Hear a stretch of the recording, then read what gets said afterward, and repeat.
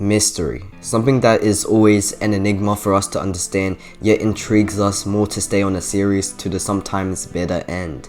It could be the mystery of a person or an object, or the whole entire plot of a series. We just won't know until the end or the changing point of the show we're watching. Today I'll be going through at least 3 examples of great mysteries in anime and manga that I myself have seen. If you have your own example that I might have not seen yet or didn't talk about in this video, comment down below and explain its appeal and impact it does on this series. For now, I'll be talking about the appeal of mystery in Monster, Monogatari, and Attack on Titan. There will be of course spoilers in this video for the respective series that I'll talk about, so if you haven't read or watched one of them, it wouldn't hurt to skip their section if you do not want to be spoiled. Otherwise, if you're interested, stay and watch the full thing. But right before I get into the video, go ahead and subscribe if you haven't, hit the like button, turn on bell notifications, and go ahead and follow my Twitter down below. So without further ado, let's get into the video.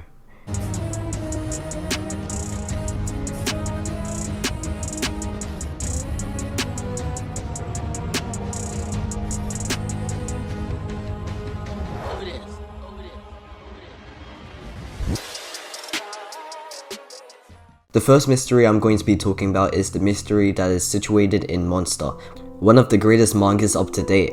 It's a mystery manga, so obviously it would establish a mystery of some kind in the story, but Monster does a mystery manga somewhat differently by adding in different mysterious plot lines within the story and executing it in a way that doesn't make the manga all over the place. The mystery of Johan, who shot Johan, the Red Rose Mansion, the creator of the Nameless Monster book, and who made and managed Kinderheim 511 are all sorts of different and thrilling mysteries that we dive into in the manga, and Urasawa is able to put a spin on each mystery, putting in twists of all kind, making it such a compelling read. The mystery of Johan and his true name is followed the most in the story ever since we had encountered him in his first appearance. We just knew him as the unfortunate boy who had gotten shot but then saved by our protagonist Dr. Tenma. After this incident, things start to get strange in Tenma's life as we dive into his problems with his job and his future as a doctor. As we continue on from the story, years later, Tenma runs into Johan once again, witnessing him killing one of his patients in front of his eyes. This is the start of the thrilling mystery on who Johan actually is. He has no real name and no other family other than his sister, who actually forgot about Johan and her past at that time. But eventually, she does regain her memories, finding out she was the one who did a fateful attempt on taking Johan's life, taking the shot straight at Johan's forehead. As the story progresses on in Monster, the world gets bigger and the secrets get smaller, as we slowly find out the bits and pieces of Johan's backstory and his full lead motive for the future of his own life. We get to meet different characters that have some kind of connection to Johan, whether it be they're investigating him or actually trying to greet him as their new leader. The stakes get higher for everyone as well, bringing the thrillingness of seeking out the mysteries that the story showcases to us. Coming to the last chapter of Monster, we see that the mysterious theme of the story does not truly disappear like other mysteries do. Usually at the end we get the full picture of each character and all the secrets of the world have been found, but in Monster, we are left with an ambiguous open ending, making us, the readers, think up an idea on what had happened to Johan after he had found out about his real name and his mother.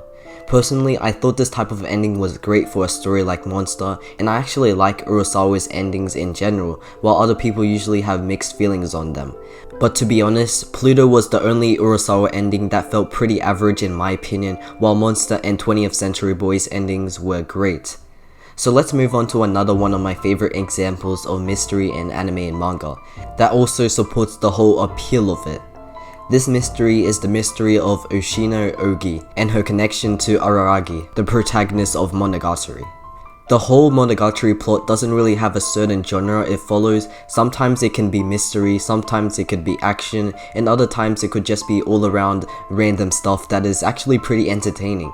But this mystery is one of my highlights of the series and one which really made me love this series in every sense. We are first greeted by Ougi after the time travel arc, and this of course isn't chronologically, as this actually supports the mystery of her whole character.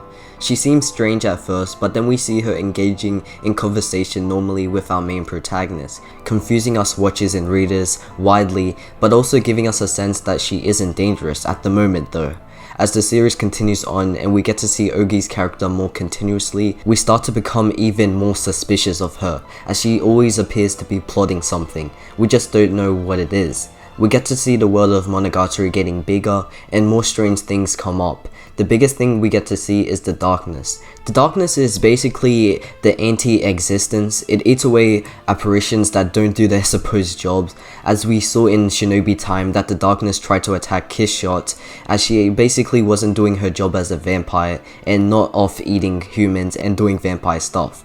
Since the darkness is basically something that eats away at things that don't do their chosen jobs, we start to believe Ougi is somehow connected to it, as we start to do her doing acts similar to the darkness. In Nadeko Medusa, we see Ougi convince Nadeko to stop being the fake that she is and persuading her enough that Nadeko would actually take the Talesman and become a god. Also, with Ougi's involvement with this act, it would stop Gaien's plan of making Shinobi a god, which is the wrong thing for a vampire to be. So Ougi basically stopped that, hinting that she does indeed have some kind of connection with the darkness, as both of their acts are similar. As we continue along with the series and make it to both the Owarimonogatari series, we then stop and think of the darkness and Ougi's connection. Ougi's connection lies within Araragi, as her dialogue comes off with lines such as, "I don't know anything, you are the only one who knows," which actually foreshadows her full-on connection with Araragi. More foreshadowing happens in Owarimonogatari Season 1, with her saying that it feels like she had been born recently, confusing us at the time, but it makes a lot more sense after watching the later seasons. The reveal of Ougi Yoshino not having any connection to the darkness whatsoever, even though her mysterious acts showed similarity to it, was shocking, and in reality, with her being the oddity born out of Aragi's self-hatred, felt surprising, yet understandable with how his character was going. I'm sure most viewers thought Ougi was the darkness, and it shocked us all once the mystery of Ougi had finally been concluded. I might try to do a full analysis on Araragi and Ougi's characters in the future, and they'll of course be talked about in the same video, as they're basically the same people. So the next and final example I have on one of my favorite uses of mystery in the media is the basement in Attack on Titan. When the Titans rampaged within the walls of Shiganshina and Eren's whole life came crumbling down within seconds, it was surprising to see the basement key wrapped around his neck, unknowingly to him and to us, and gave him a goal for him to have for saving humanity other than wanting to kill all of the Titans. The plot for Attack on Titan basically revolves around the basement before the time skip. It's mysterious, compelling, and gives us ideas on what could be inside of the basement. I remember theorizing what could be in the basement while I was watching Attack on Titan, and what I came up with was nowhere close to what was the real thing. I thought there was some kind of ancient talking titan in there that knew about the secrets of the world, and when I finally came to know that there was a picture and books that talked about the outside world, I was not disappointed in any way, of course. The way the story of Attack on Titan builds up the basement reveal from the start of the series, and the whole concept of it being the possible hope of humanity that can somehow help the people against Titans, is so compelling to me, and it continues to be that way all the way to the reveal.